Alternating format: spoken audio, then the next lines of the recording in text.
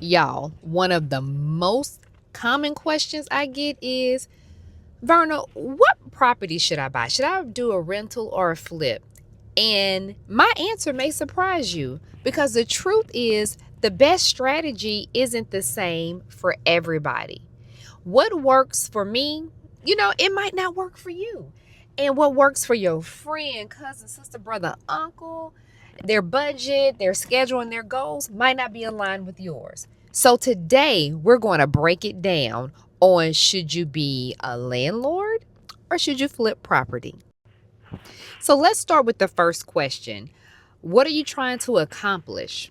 Before we even talk about rentals versus flipping a property, you need to ask yourself this question. What am I trying to accomplish in this real estate game? Do you want quick cash, long-term wealth, monthly income, something to leave for your kids? Like, what's your why? Because your answer determines your strategy. So if your goal is to create monthly income, long-term wealth, rentals it's probably going to make more sense in this situation. But if your goal is to generate larger chunks of cash, quickly flip, large chunks of cash, getting money right now, flipping might be a better fit for you. I know when I started, my goal was to pay off my student loans. So I was flipping. I got some rentals because I was thinking long term too, like, hey, that monthly income coming in. But I knew that student loan debt that I was carrying over, I was like, no, I need to do something about that. So flipping came in handy for me because I was able to pay down my student loan debt, that college credit card debt, all of that stuff really, really fast. So that's just something to think about. Which strategy fits best for what your why is? Question number 2 you should ask yourself. How much money do you have? Let's talk money, money, money, money, money. Because social media has convinced everybody that you can basically start with no money.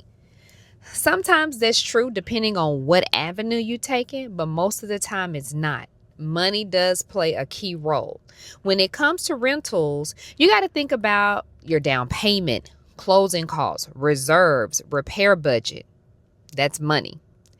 A good thing is the property can start paying you like soon as you get it, you can start collecting rent and everything. But money does play a big thing. So distressed properties might not be good for you when you're trying to get some money coming in.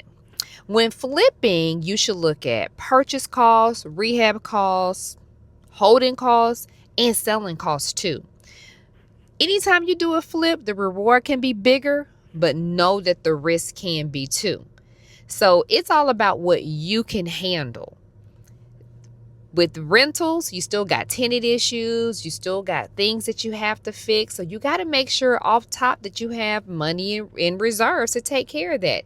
And with flips, we lose track of time. It takes a little bit longer. We have contractor issues. We have some things that can delay that big reward at the end. So again, it's all about what you can handle as an investor. Now let's go to question number 3. How much time do you have? Nobody really talks about this, but we are all busy. Kids, work, school, working out, trying to eat right. You got your spouse, you got your family. Like, let's be realistic about our time. Flipping houses can feel like another full-time job. You have to manage contractors. Yes, you have to manage these contractors. You got inspections, permits, delays, budget overruns, shortages. Something is always happening. There are a lot of moving parts when you're flipping. So everything is fixable, but the thing is, do you really have the time to be fixing all this stuff? So that's something to consider. Rentals, everyone says it's passive income, but so it depends on how you set it up. It can be passive, but when you're getting started in the game and you got 1 or 2 and you're not really setting it up with a property manager, you're self-managing it, know that tenants will call you at any given time.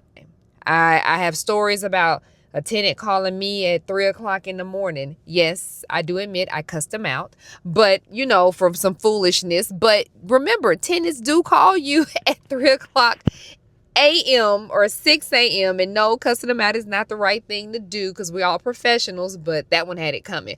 But that's another thing. Do you want to deal with that? It's really not that passive, but do you want to deal with irrational tenants? The tenants can be okay depending on how you screen them and everything. That's another topic for another day. But flipping, like I say, do you have the time? It's like another full-time job. I remember I started flipping some properties when I was really young, was smooth. I even started flipping again, y'all, when I was pregnant with my son and my second and my daughter. That took a lot out of me, but I got it done. It's another full-time job. But rentals, somewhat passive. You don't have that many moving parts. A lot of stuff you can control, but the money is coming in monthly. Just another thing to think about. Question number 4. How comfortable are you with risk? I tell my students this all the time. Flips are typically higher risk and higher rewards. Rentals are generally lower risk and slower rewards. I've had rental properties that have produced income for me for over 20 years now. I've also had some properties that were money pits. I've had some flips that I profited over $50,000 and some $5,000 due to hidden issues. That's why understanding your risk tolerance matter when dealing with real estate. These are the things that you should be noting. Write these questions down and answer them honestly so you can make a sound decision for, do you want to do rentals or do you want to do flips? So now, question number 5, what does success look like for you? Not for your friend, cousin, sister, brother, uncle, but for you. Some people want 10 properties, 100 properties. Some people want to flip 2 houses a year, 4 or 5. Some people want to do it all. They want to do rentals and flips. There is no right answer or wrong answer. It's all about what you can do and be successful at. And don't be out here stressing yourself out. It's like, what can you honestly do to maintain sanity and be successful at it? So there's no right or wrong answer, but you got to decide for yourself. So you can't look to someone else to guide you. Like, I'm giving you the information, but you got to make that decision for yourself. What does success look like for you? So in my personal opinion, experience, if I was starting over today, I would buy assets that create long-term wealth. Because flips generate income and they're great, but rentals can generate income for years. And I've been in the game for 24 years. So that's just my perspective. I still love a good flip. If the numbers are right, can't pass it up.